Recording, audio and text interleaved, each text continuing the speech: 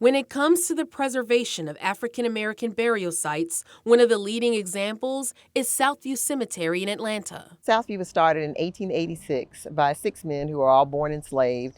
One of those 6 men was my great-grandfather. Winifred Hemphill, now president of the Southview Cemetery Association, wanted to follow in her family's footsteps. Talk to me about what they did to set themselves apart. Right. In 1886, without college educations, they decided to start the cemetery as a stockholder corporation. It's part of the community. It was not just their cemetery, so the community invested in it.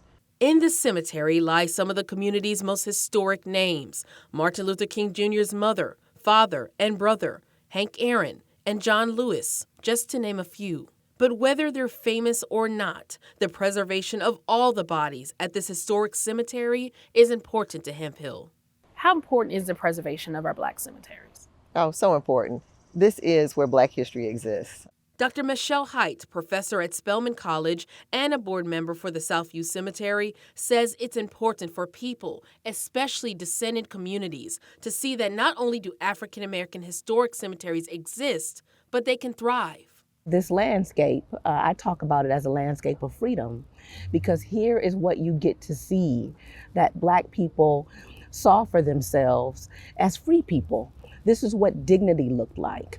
What are some short-term and long-term solutions? Say you are a family member and you're dealing with a battle over your loved one's cemetery. What are some long-term and short-term solutions that they can do? Short-term, it could be, I've got to identify who are the people that I need to speak to.